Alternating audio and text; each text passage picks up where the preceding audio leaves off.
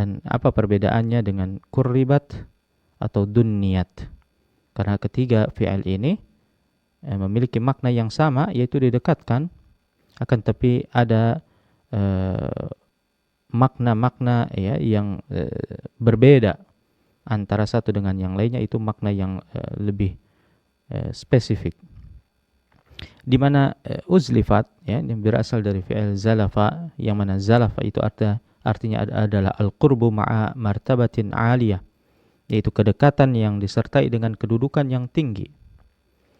Maka ketika diucapkan uzlifat, maknanya adalah tidak sekedar didekatkan, tidak, akan tapi juga diangkat ya sampai kepada derajat yang tinggi. Dan ia lawan dari dana yadnu, yaitu dunniyat. Ya, meskipun sama-sama memiliki makna didekatkan, akan tapi dana itu artinya dekat dan menunjukkan kedudukan yang hina dan rendah. Maka dari itu kata dunya itu terambil dari usul kata yang sama, dari asal kata yang sama, yaitu dana yadnu.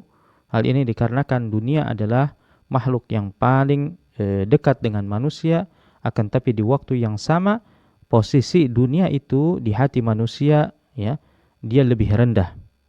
Jadi dunia ini menunjukkan sesuatu yang rendah, baik secara fisik, di mana dunia ada benda yang diinjak-injak oleh manusia, maupun secara makna, di mana dia memiliki kedudukan yang rendah dan hina di mata Allah Ta'ala.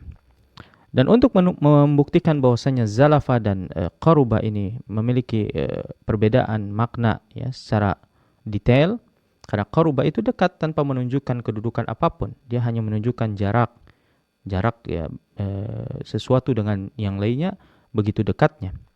Akan tapi zalafa ini menunjukkan pula kedudukannya, di mana kedua lafaz ini berkumpul dalam satu ayat untuk menunjukkan bahwa keduanya ini berbeda secara makna, di mana Allah Ta'ala berfirman, ma na'buduhum illa liyuqarribuna ilallahi zulfa. Nah, maka kami tidaklah menyembah mereka, yakni para berhala selain Allah Ta'ala, melainkan supaya mereka ini mampu mendekatkan kami kepada Allah Ta'ala dengan kedudukan yang tinggi.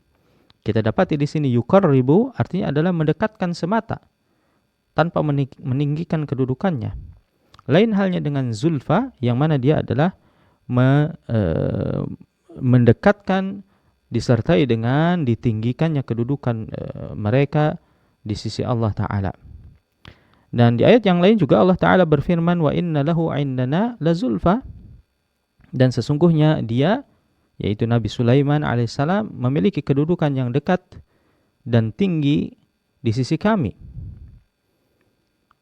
Dan awal-awal malam ya, waktu di awal-awal malam yang mendekatkan kita kepada puncak gelapnya malam, itu dalam Al-Quran disebut dengan zulaf ya, di mana zulaf ini yang dimaksud ini adalah waktu maghrib dan isya, sebagaimana disebutkan dalam ayat wa aqimis salata tarafayil laili wa zulafan minal lail, dan dirikanlah salat pada kedua tepi waktu siang, yaitu pagi dan petang, wa zulafan minal lail, dan pada permulaan waktu malam ya, karena zulaf itu adalah waktu yang mendekatkan kita kepada gelapnya malam hari.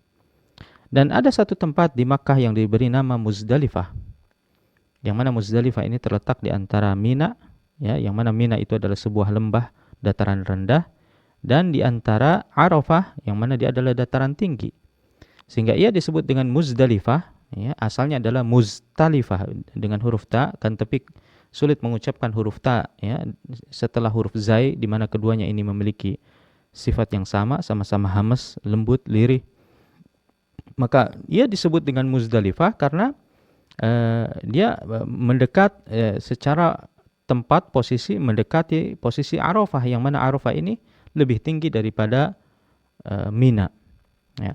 Sehingga sekarang kita perhatikan ada keselarasan, ada keharmonisan dalam pemilihan kata antara su'irat dengan uzlifat ya, di mana keduanya sama-sama bermakna tinggi.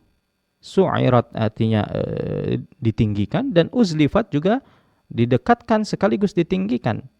Akan tetapi perbedaannya adalah ditinggikannya seseorang di dalam jahim itu adalah berdasarkan api yang berkobar, ya, tingginya kobaran api. Itu makna su'irat. Jadi yang tinggi di sana adalah kobaran api. Lain halnya dengan uzlifat, di mana dalam jannah itu yang ditinggikan adalah martabat dan derajat mereka, yaitu para penghuninya.